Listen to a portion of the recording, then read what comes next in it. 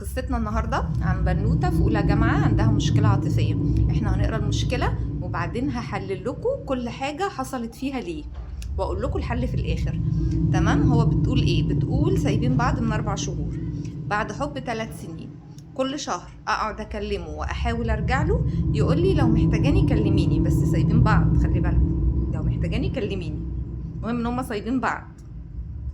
المهم فبتقول انا مش عارفه اكمل حياتي، هي متغربه ومش عارفه حتى اعمل اصحاب، ساكنه في سكن ماشي بتاع الجامعه.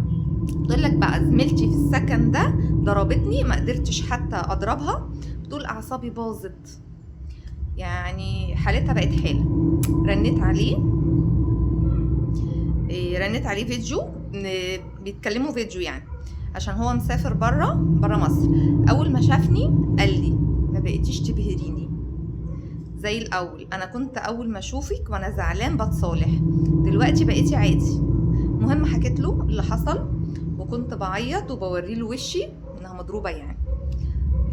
قلت له انا ما بقيتش عارفه اكمل حياتي، باظت، ما بقيتش عارفه، وسكتت.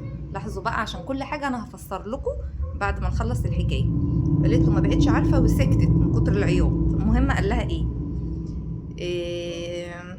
قال لها مش عارفه ايه، ما بقيتيش عارفه ايه. شايفين الاصرار؟ قلت له انت بتتريق؟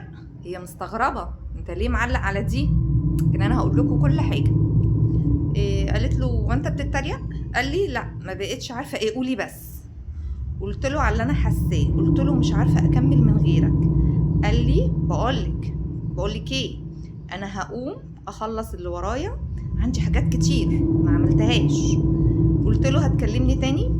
قال لي ايه، لما تحبي تكلميني ابقي رني عليا، سيبيها بظروفها.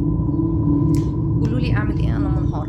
دلوقتي انا هحلل لكم شخصيه الراجل ده، هو اكبر منها طبعا، بالظبط من خلال الكلام اللي هو قاله. في حاجتين بينت شخصيته. اول حاجه بتقول له ايه لما قال لها لو محتاجاني كلميني. طب دلوقتي هو سايبها بيقول لها لو محتاجاني كلميني، طب ما دي ما تعقلش. انا هقول لكم بقى قال لها كده ليه. هو بيقول لها كده عشان تفضل متعلقه بيه، لكن لو سد من قدامها الطريق تماما هي مش هتتعلق بيه، لكن طول ما في طرف للخيط هي متعلقه بيه. ده اول حاجه. تاني حاجه لما قالت له ما بقتش عارفه وسكتت، ليه اصر ان هو يخليها تكمل؟ انا اقول لكم لان هو اصلا مش بيحبها، هي بتعلي الايجو عنده، فلما بتقول له ما بقتش عارفه وسكتت هي عارفه ان هي هتقول له كلام حلو، ان هي متدمره من غيره، الحاجات اللي هو عايز يسمعها. تمام كده؟ فبيقول لها ما بقيتيش عارفه ايه، قعد يزن عليها عشان تقول له ما بقيتش عارفه ايه. هل بعد ما قالت له ما بقيتش عارفه ايه جاب لها حلول؟ لا ما جابلهاش حلول، هو سمع اللي هو عايزه. تمام؟